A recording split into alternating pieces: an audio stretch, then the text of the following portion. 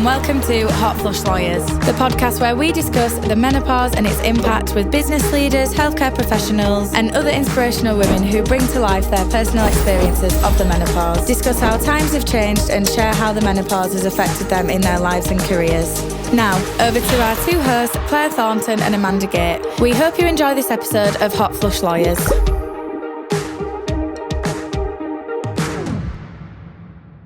Hi everybody, welcome to Hot Flush Lawyers podcast again with me, Clare Thornton, Thornton Jones Solicitors, and Amanda Gait from Thornton Jones. Two solicitors from Thornton Jones in Wakefield, West Yorkshire and beyond. Today we have a lovely new guest in Jo Tomlinson. Hi Jo. Hello. Jo is, what would you call yourself, a business advisor? Or? Yeah, an accountant and business advisor, I suppose. So the business works based out of Garforth, near Leeds. Yeah. Someone who I've met through various networking things over the years. And a menopausal woman or a perimenopausal woman. I'm in the middle of whatever it is. Whatever, who want knows? To call it. I don't really mind what the name is. I'm How still old in the are you, middle Jo? of it. I'm 57. 57, so you're probably past. Well, I'm 10 years in. 10 years into the menopause. Excellent. Yeah. So you've been through it all. So tell us about your menopause journey.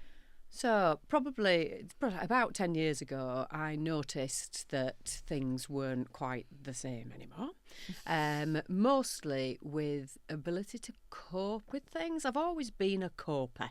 Notes ever really got on top of me. I'm the person who looks after everyone and everything, and things just kind of wash over me.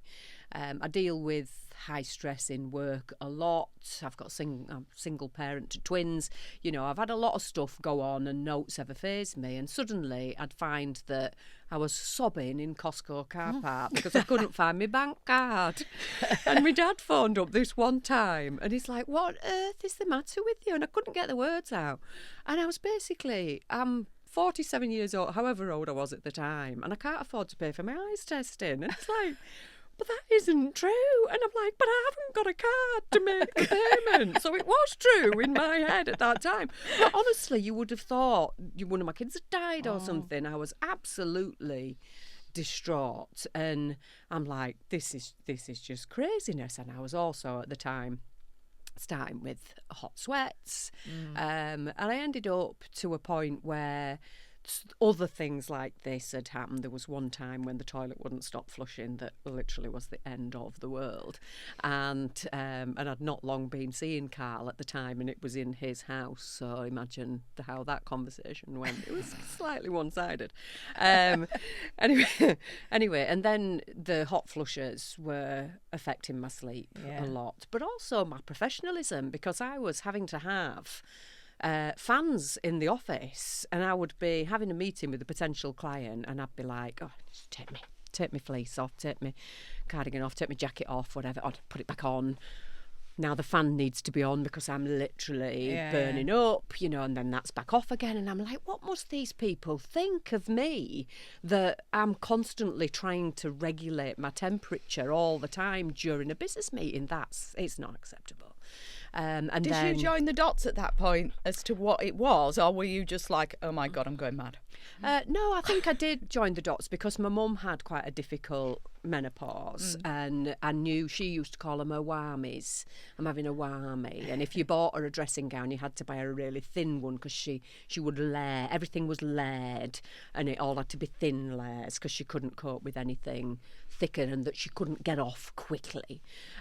So I think I did recognise it as some of the symptoms that she'd had. And then it kind of, at its worst, I was probably getting more sleep with newborn twins than I was with the menopause symptoms through the night. I would be woken up multiple times, maybe 4 times in a night, with almost like a river of sweat running down my torso. And goes in then between your boobs, boobs, doesn't it? that boob straight thing. down Or my underneath. middle. And then the back of your neck as well. I was thinking, And then you're up kind of with a flannel, because that just feels awful. And then you're trying to cool down, and getting out of bed can help with that. and then your bedding stinks. And then, of course, I Yeah. needed a wee because I'd woken up in the night. I'd have to go and have a wee, and then I'd be wet cloth, dry myself off, and then you get back into the bedding that was all damp and horrible, and then you're like, ugh. Putting towels on the bed. Yes. You laid there, thinking this is just awful. So went to see the doctor and said, look, I can't carry on like this. And whilst I understand that HRT has got risks associated with it, I will kill somebody if I carry on like this. I can't live like this. It's not worth living like this. No. I'm going to have to do something. I was very much at the end of my tether, so went along and got some HRT and tried lots of different ones until I got one that actually suited me. And whilst I've never been on any kind of hormone replacement that takes away all of the symptoms, they make them copable, they make them manageable. Take the edge off them. They do. Yeah. I still will wake up with a hot sweat, but I don't have the river of No, sweat. it's just hotness, isn't It's just it? Now? hot, It's just hotness, and it starts from the back of my neck, Yeah. and then radiates throughout Yeah. my body. So if I'm awake, I can feel that happening. If my partner comes in for a cuddle, he'll go, "Oh, you're cooking me. You're cooking me. Why do we never cuddle anymore? Because you're just always cooking me." And I'm like, I can't help it. My thermostat's broke. You know, it is what it is. I'm feeling this too. It's not just you. You're selfish kid. It's all about you. I know. I have the windows open all through winter. Yeah, I sit and I have a summer quilt all through winter, and usually I don't even have that on because I'm so hot. I think the it's- steam come off me most nights. Yeah. But I don't have the running tidal No, wave I of agree. sweat that I just feel hot all the time. But I'm either red hot or I'm freezing cold. There's nothing in between. Yeah, it's the regulation, isn't it? Yeah, so I will be red hot and have all the layers come off, and then often on the sofa I've got a big fleecy blanket over me because then I'm cold. And like last night at one point we had the door open for the dog because it was a nice evening, and I've got this fleecy blanket and I've got it literally tucked in round my neck, and he's like, "What are you doing?" I'm freezing cold. It's like, it's not cold. No, but I am for this moment in time, and I'm just dealing with it. I'm not making a big thing of it. I've got my blanket. I put my blanket on. I tuck it in. When that goes away, I'll take it back off again. What's it got to do with you? You know, I'm just dealing with it. So you were saying before, Jo, that the anger has been something you've found the most difficult thing. Tell us about that. Give us some funny stories about your anger. So, I can sense there are some funny stories in there. It's always going to be, isn't there? We can all come up with them.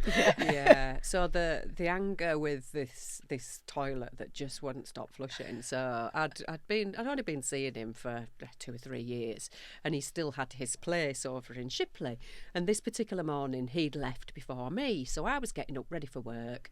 So I'd started the shower, went to the toilet, flushed the toilet, but there was an issue with the cistern, a known issue with the cistern, and my other half is a builder. So, joining the dots here, you know, this is not like I'm partnered with an accountant here who doesn't know how to sort out an issue with a cistern. So, if he was around, if ever the toilet wouldn't stop flushing, I'd just shout him and he'd come and sort it out. But he wasn't there to sort it out. And I know that he takes the lid off and he puts his hand in and he does something. Do some wiggly thing. So I take the lid off and I'm trying to do a wiggly thing, but it isn't happening. And then I'm thinking, well, do you know what? It's not my toilet and I'm not going to worry about it. I just need to get a shower. Only the water's freezing cold because the toilet's flushing. So now there is no hot water because the toilet's flushing and I can't get the toilet to stop flushing, so I can't have a shower. So I phone him and I'm like, the toilet won't stop flushing. So he's like, right, go downstairs to whatever this, that and the other, and basically directs me to the stop cap to turn off the water. And he's like, there, solved, isn't it? Can't get a shower now.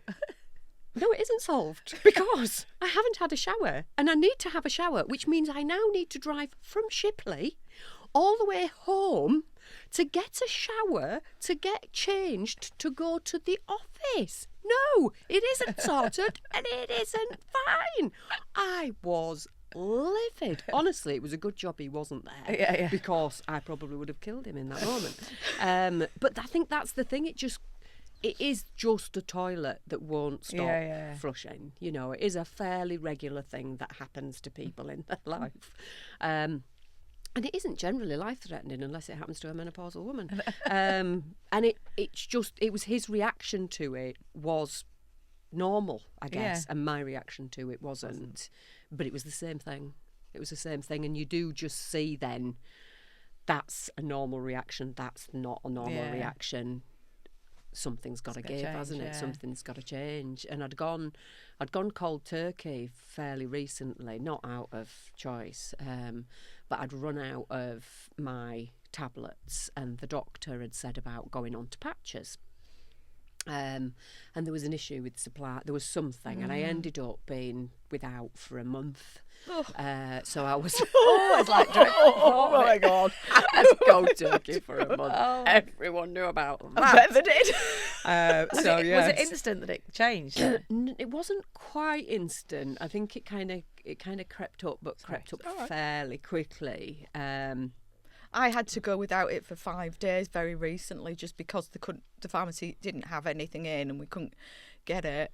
And I felt, I don't know whether it was psychological, but almost instantaneously I felt rotten. Yeah. I felt rotten. I had headaches, which was one of the symptoms that I had prior to having HRT. I used to have constant headaches. They came back almost immediately. I just felt hot and sweaty all the time. I felt lethargic, tired. I mean, I suppose it was cold turkey from coming off a hormone, so I get that there would have been something that happened to me, but it was marked. It was almost instantaneous with me. It was awful, absolutely awful. So these supply issues that they have aren't they? Yeah, they're still going on. Because I needed my prescription, and I'd come to get a patch, and it wasn't there, and the doctors had got me a prescription the same day. So I'd gone and picked it up and went to go and get it, but the chemist didn't have any. And then I'd gone to the big Asda, and they'd got 2 boxes but not 3. So they've given me a little chitty for the other box for the other one. And did you just, every time you go, there seems to be a something where they can't give you the full supply of what you need. And I mean, luckily I managed to get a supply the same day, so I was fine and didn't go cold turkey on that occasion.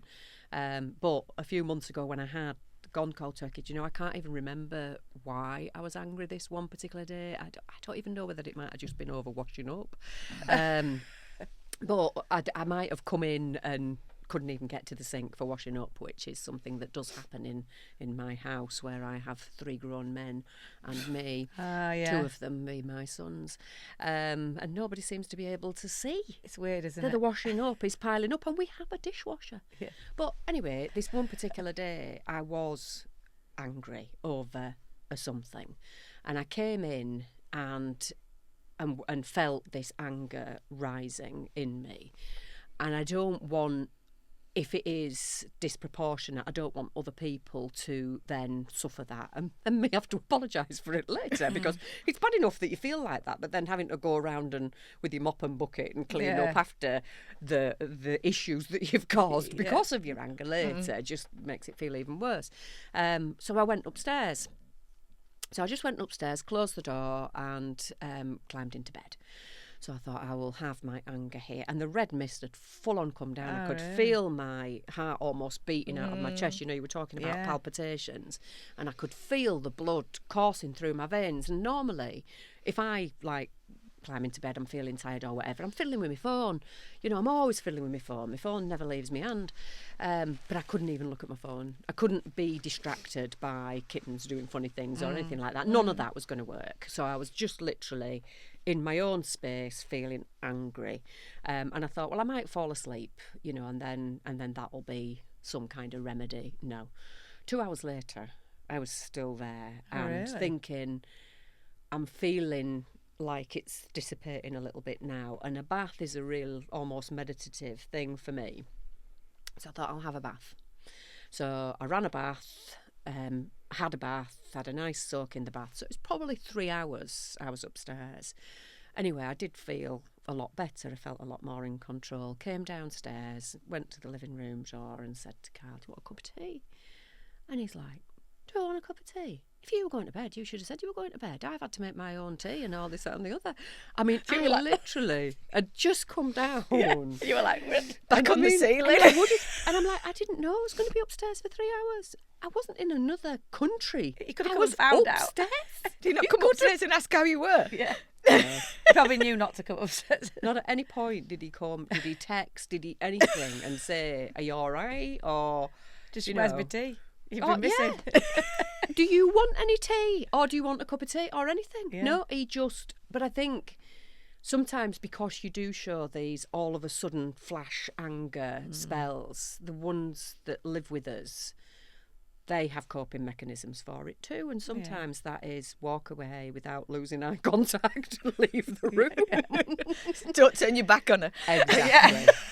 Literally that. And I think that was perhaps what he'd done, but then being surprised. And I was surprised by just how long It went on for. Because it really did. I mean, best part of 3 hours before I was back feeling in control. And that's with your HRT. No, that's in the gap. Oh, that was in the gap. Yeah. That was Oh, in the right. cold turkey stage. So at least you knew that you definitely needed to get back on it again. I did. Yeah. Sometimes I you have did. to try things out, don't you?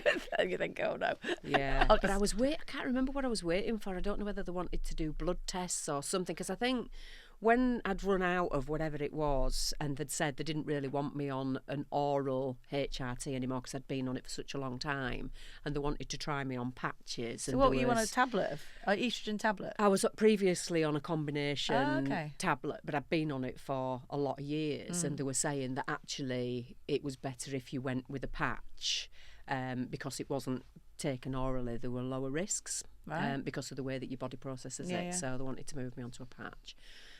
But they wanted me to see whether I was through the menopause. So I think that it was an active, let's see what happens if you come off HRT, whether or not you do suffer with symptoms again or not. Well, I think we can safely say I did. So yeah, now I'm on the patches, and then the patches and still a tablet. For the progesterone, yeah. I am, so I'm on the progesterone tablet and a patch that I change twice a week. Yeah, yeah. When did you stop having periods? 13. So I just stopped having 13 periods. years ago was regular, and then I'd have irregular periods after that. You know, like you haven't had one for best part of a year, and then you go on You get holiday. one. Yeah, yeah. And then they And you come. haven't taken note with you, Yeah. but Yeah, you're in of course. Greece where they Yeah. don't do any of the brands that you like to Yeah. use, Yeah. and you're having to get whatever it is that Yeah. they've got in Greece at that time. Yeah. You know, because you're on your holidays, and that's exactly when your body decides now's the time you need to have a period. Obviously, you haven't had one for a year. Come on now, see how you feel about that. I know, it's so annoying, isn't it? It happens, yeah. So I probably went through about 3 or 4 years of intermittent. The odd bit. Yeah. But good 10 years now. I've not had anything. All right, okay, so that was, yeah, because I'm 53, four in, soon 54. And I'm still getting them. Oh, yeah. Not like Do you think that's because of the HRT? possibly because I was still having periods when I went on it perimenopausal. So I was 47 because I was still having periods, but my symptoms, my sweating was the main thing. Yeah. So It might well be. and you don't know. And then for a while, I was doing that thing where you have to take the progesterone for 2 weeks. You had right, estrogen all the time and progesterone for 2 weeks, which gave you a period. Yeah. So then I didn't know how would you ever know when you weren't having when it was Well, not actually, that just reminded me that when they were trying out these patches and the levels of the patches, and I was in the transitional phase over to patches, I did get where I'd had a couple of periods, but they were like very light, yeah. but most of the time, almost when you first start your periods and your body doesn't really know what to do, and, Yeah. and it's producing a little bit of something, and there's no real cycle to it. I kind of was having that and spoke to the doctor and said, come on, I've been suffering with symptoms of menopause for over 10 years. I'm sorry, but I just think it's adding insult to injury for me to be having periods as Yes, well actually, now. no, I mean, that is that entirely is right. just not on. And that was when she put me on the progesterone tablets on top of the patches, because I was just on patches okay. at that point. So I take a tablet every day Yeah. when the periods stopped Oh, again. right, good. So maybe that's what you need Yeah, to do. maybe. Well, I am doing it I do now take them every day. And I haven't probably had a period for about maybe 2 or 3 months now. That might be it then. You might And I be did have a done bit of a because the pain. I had a tablet. bit of pain this month. Like as if you're going to Yeah, come yeah. on, but then it never came to anything. So maybe I'm It's getting freeing. through it. Yeah. Oh, it's But freeing. you're right. What? It's freeing. It's amazing. We don't It's need just them, the do best we? thing. ever about Gotta be some menopause. bonus. It There's is. got to be some bonus, hasn't there? And that is it. That is the only thing. It's just that it is freeing. Yeah. All of that. We have the girls in our office, and the things that they go through every month, and I'm just like, thank God. the Lord. I know it's pretty awful going through menopause, and we have lots and lots of symptoms. But if there is an upside, that's the upside to it. It's completely freeing, changes your life. How long is it since you've had a period? Oh, God, about 4 years now. But okay. when I went on to HRT, because I was through the menopause by the time that I went on to a HRT, I started having periods again, and I was the same. I went to the doctor and I was like, I ain't doing this, mate. And there is no way that I'm having these again. And he said, it's just because we're introducing this hormone back into your body, it's just got to get used to it. And hopefully, they did loads of tests just to make sure there wasn't anything nasty going on. But it'll settle down, and touch wood, it has. I haven't had any since then at all. But it's just, it's just awful. Have either of you tried the coil? No. So I tried the coil. I'd been told by a friend of mine who was in early stages of menopause that she'd been advised to have the Mirena coil, and that it can really ease the symptoms of menopause. And actually, she's gone through an absolute breeze. So she went and had the Mirena coil. She had little to no symptoms, and now she's had the blood test. She's through the other side, and she's had very little of anything to deal with. So I looked at it and thought, sounds like that's easy then, isn't it? Let's go and have one of them done then. So I went to the clinic, and they did the test to see that I could have the coil. Found a couple of polyps, which they then addressed. I then had the coil fitted. Kept the coil in then for longer than it lasts, because you do, don't you? Because you forget it's there. Yeah. And the only thing about it being in for longer is the fact that it runs out of hormone. So it has hormones that it emits on slow release over, I can't remember how long it's meant to be, 3 years, something like that. And I'd had mine for 4 or 5. So there was a mention of it with the doctor one time when I was talking about HRT and stuff, and she went, "Oh, you've still got the coil in. Shall we take that out?" So I'm like, "Yeah, take it out. Are we replacing it?" No, what now? It was, and she was like, "Just go behind the screen." I was only joking. No, it was that day. She removed it that day, and it was really easy. And she just whipped it out. No problems. I feel like if I'd got embedded by 4 or 5 years. No, you'd think your body would grow around it, wouldn't it? No, I don't know. But mine, Clenching everything. mine came out quite easily. Right. But that then created some bleeding, and she did say that you will get some bleeding, and I did, and some cramping after it, and I'd had that putting it in as well, but I'd also had another couple of polyps inside my womb lining removed on that day. So then I was like, oh, we'll have another one put in, but she can't get another one in. So I've been twice. You can't get it in? No. And it's not a pleasant experience at the doctor's surgery with her trying to, and then saying that, when you go for your smear. What do you mean she can't get it in? Like, it won't stay in? It won't go. She can't get it through the cervix. Because your cervix... I don't know. She doesn't ever It's like everything. It's all probably gone a bit why. collapsy or wrinkled.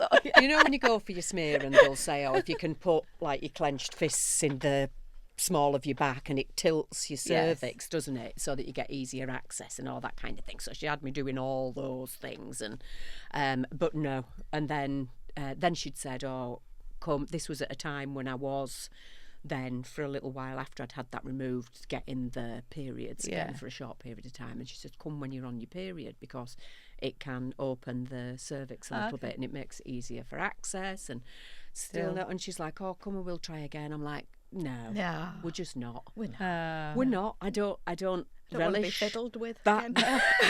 Don't relish the prospect of coming and you going through all that and it resulting in nothing. I mean, either refer me to a clinic where that's all they do all day, so then I feel like they're gonna know Work it exactly out, what yeah. to do, like having a specialist mechanic for that particular thing.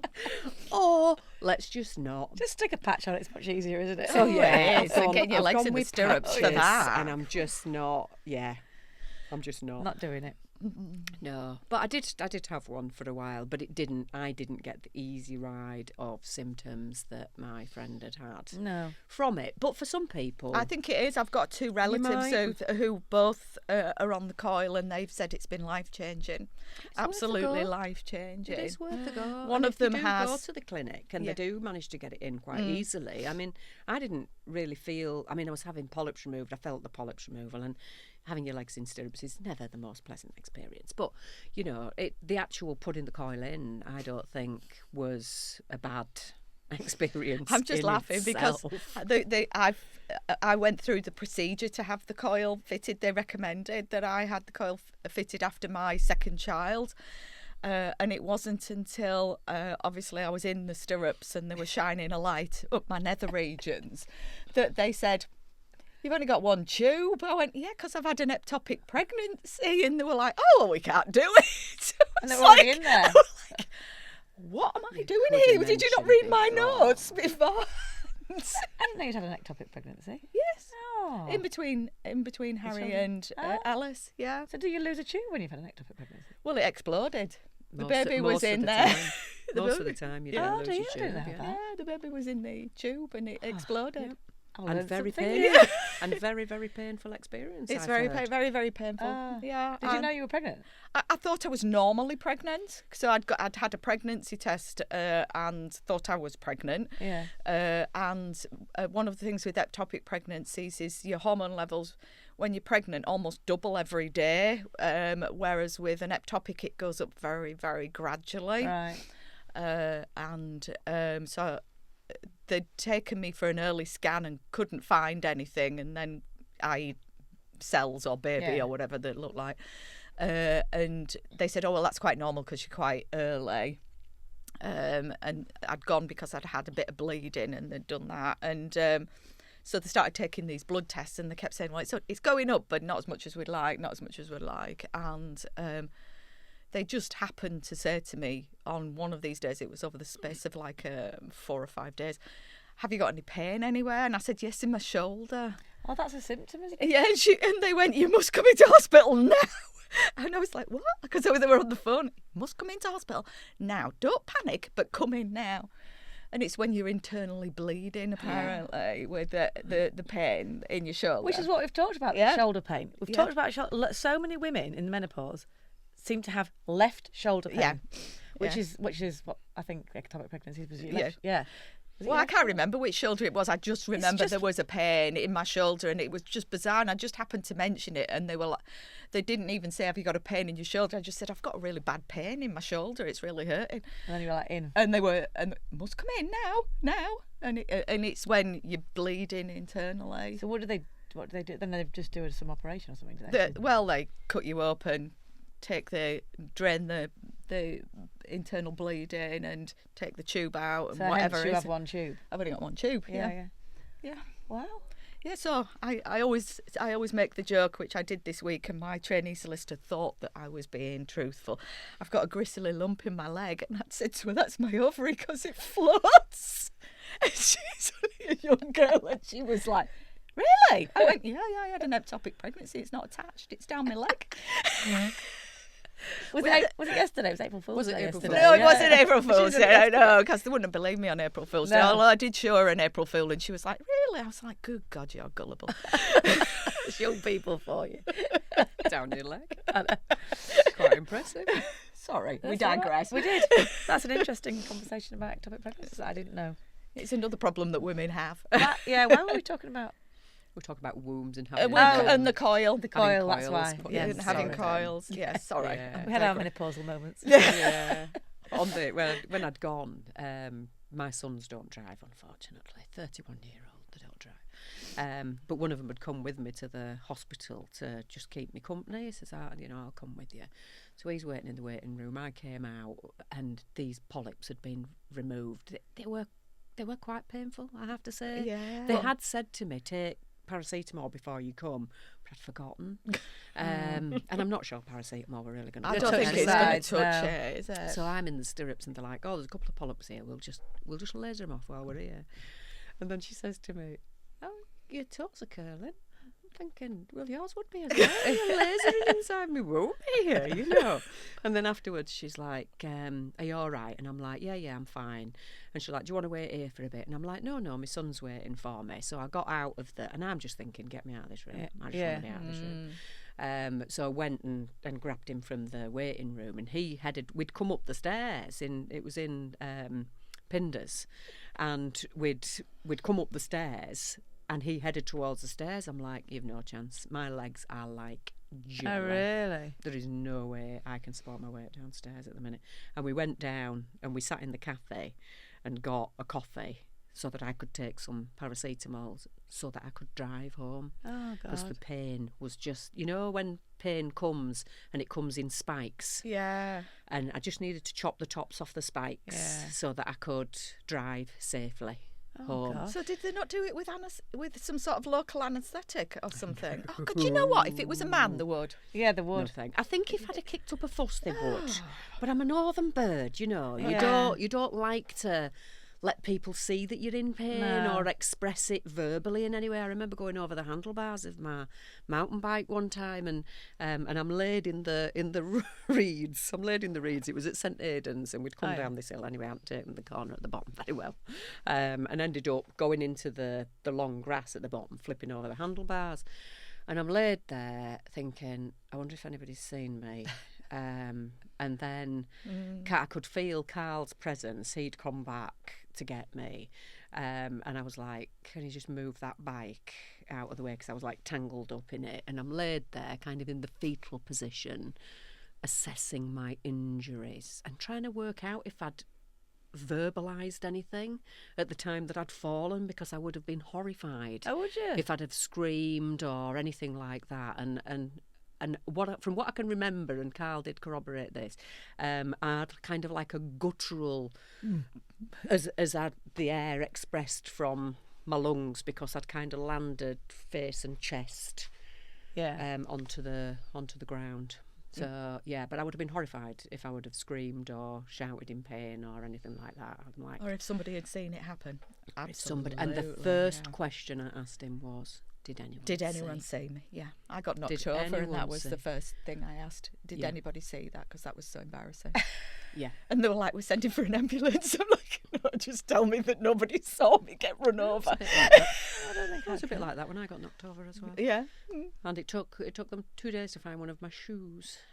I was 16, I think, at the time, wearing a rah-rah skirt. Ooh, Oh, nice. fabulous. Yeah, lovely. But then I was worried that somebody might have seen my knickers. Yeah. So when you lose consciousness and come back to consciousness, the first thing is, can anybody see anyone see my my knickers? And did anybody see this happen?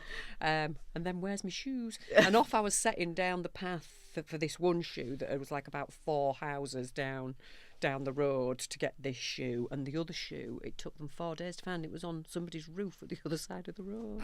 Oh my And I God. had to go to the hospital. This was me coming up for 16. I had to go to the hospital in this very kindly lady whose house I'd been knocked down outside of, in her moccasin slippers. Oh, God, how embarrassing. I have been mentally scarred by that. The moccasin slippers. Can you imagine? I mean, I had my rah-rah skirt on and everything. And moccasin slippers do not go with a rah-rah Now skirt. you're saying this, I got knocked off my bike when I was 15, and I wet myself. Did you? And that's the thing I can remember the most. You know, imagine you as you got hit, that was the most embarrassing thing that happened. I But couldn't loss of walk. consciousness, you know, I your do body that with does weightlifting whatever. now. I do that laughing sometimes.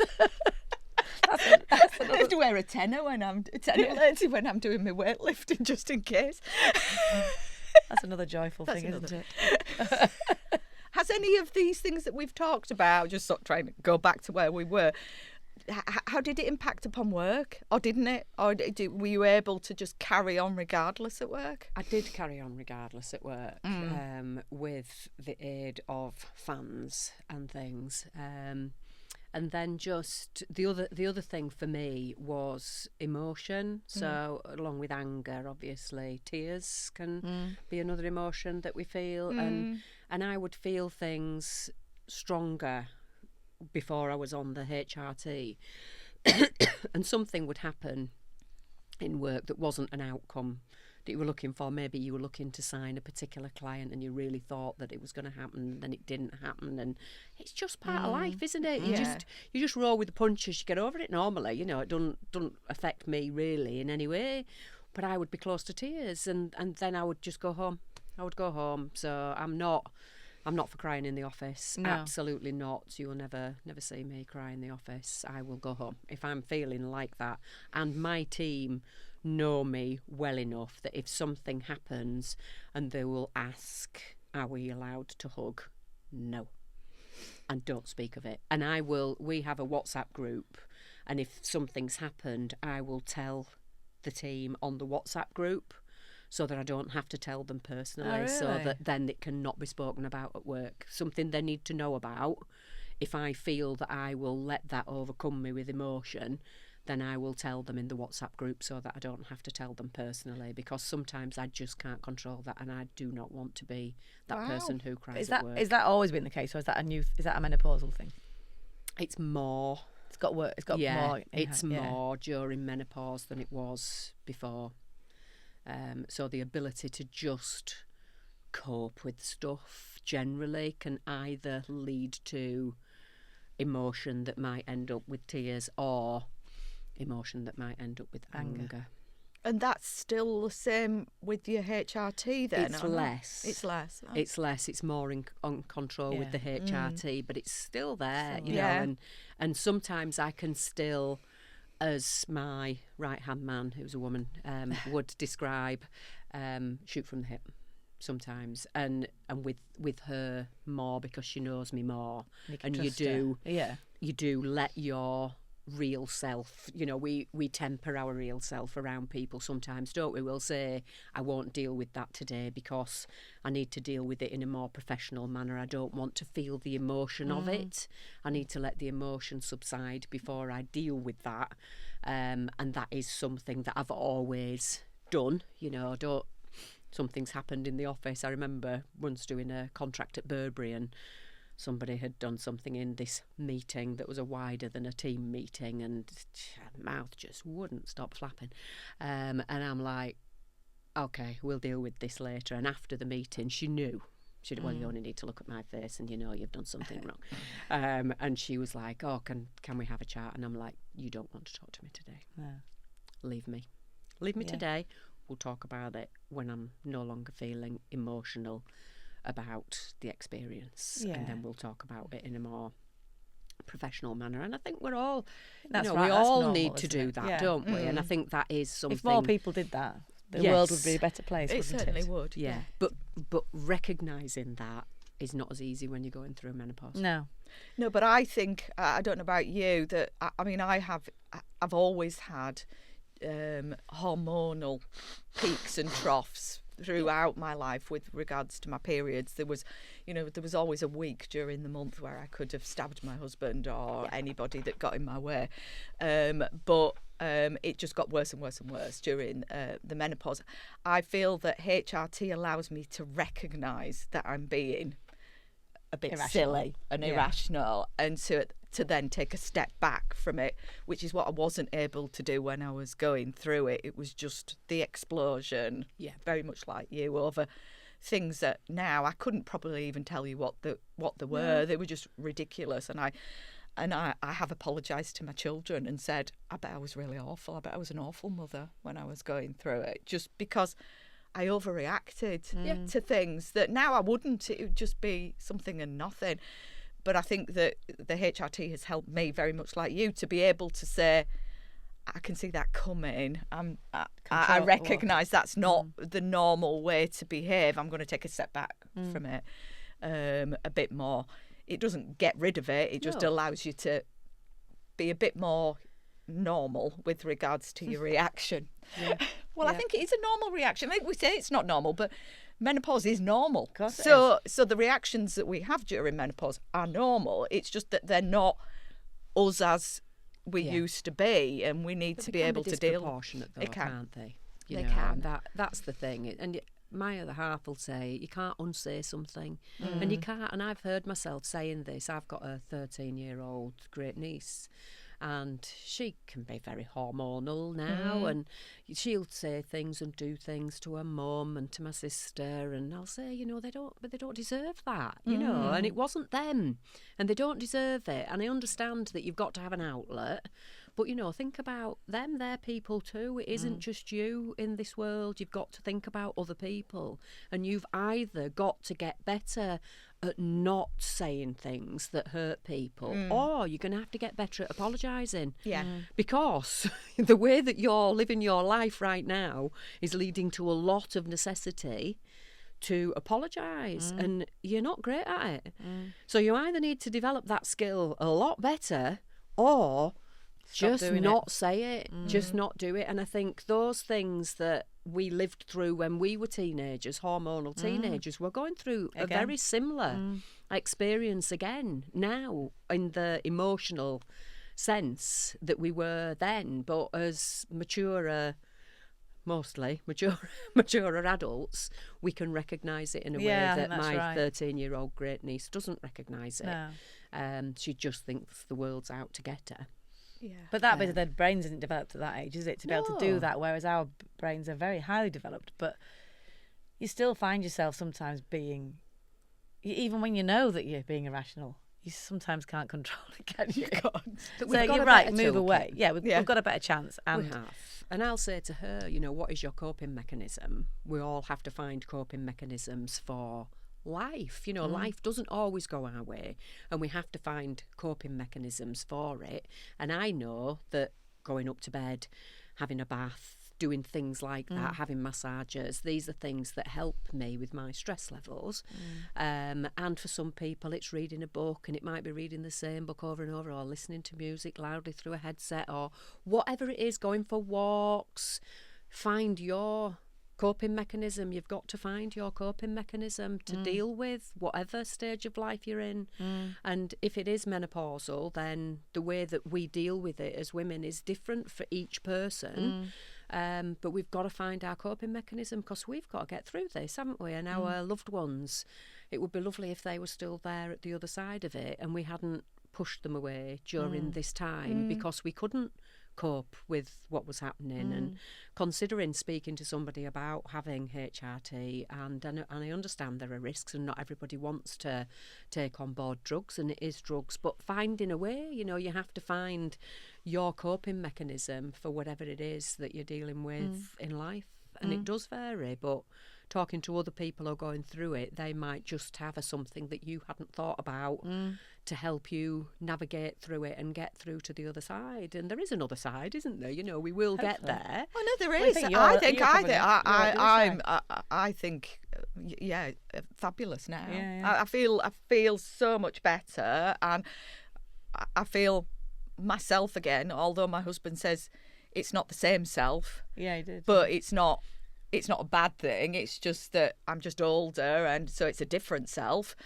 But I do feel And he's older as well. He's older as well, and you know, and we, you know, we've come through it together, and I think that I feel now that it's probably one of the best times of my life, really. I mean, there's things that are rubbish because you're older and everything's falling apart, and you know, Well, you don't look in the mirror. yeah, it's all right.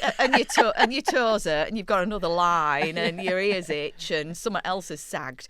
But Your hair. but I think as well, you do get to the point where you think, well, do you So know what? what? So what? What's the alternative? The alternative is death. I'm not here. So Yeah. this is This is great. Yeah. I do think And that you've got other advantages, like your children are older, and it is. Yeah. you know, you've got a bit more money because Yeah. they're not draining. Draining you. Well, not yet. Not yet. Yeah, not yet. Till They're still weddings come draining and me. all that, but yeah, there are advantages to getting older. Yeah. But I also think that the men in our lives, of all, you know, so we've been with our partners for a long time, and they do change. Maybe not in. Someone was describing it to us previously as how men's hormones decline gently, whereas ours do this up and down, really. So that's why you get the sudden flashes of anger or emotion or whatever you get, whereas men's just gradually change, and I'm definitely noticing that. And I think that it's important for us all to talk about the changes we're going through, and for men to understand about menopause. Yeah. Which I think a lot more men do, and hopefully the more men that listen to our podcast and other people's podcasts might get a bit of an insight into it, because it's not just your wife or your partner that's going through it, it's women everywhere. And some people get through it easier than others, and some people have a bad time, don't they? But HRT is definitely a huge game changer for us all. Yes, I think it is difficult though for men, us going through this, because they don't have the toolkit for dealing with us, because it's something new for them as well, and they do want to have that partner back that they had before, but we might not be quite that partner. But is that still enough? And they don't know what to say, and they don't know what to do, and it is difficult. But I think it's good that there is so much more information about it now than ever there was, and hopefully we can stop having men say, "Oh, is it the menopause?" Like they'd say, "Is it the time of the month?" Is it your period? I mean, it's a ridiculous thing for somebody and there's nothing to say. more like to make you go like that, is it? When they tell you, I'm just paid off with you, mate. in that moment. And they need to understand what triggers worse behaviour in somebody who is struggling, and be supportive rather than be defensive, and therefore aggressive defensive behaviours can come out of that. But just work out what their coping mechanism is for living with us. It is, we're all living with it, aren't we? We're all living with it. Right. On that note, thank you ever so much. You're more than welcome. welcome. It's been lovely to talk to you about it. And we'll be seeing you. I'll be seeing you at some networking events soon. Tomorrow, I think. Tomorrow, in fact, yes. I'll see you tomorrow. She's forgotten. I've got it in my diary for tomorrow. I've forgotten, obviously. Thank you very much. All right. Thank you. Thank you. Thank you for listening to the Hot Flush Lawyers podcast. Please be sure to follow and share this podcast and join in the conversation on our socials. We look forward to sharing our next episode with you very soon.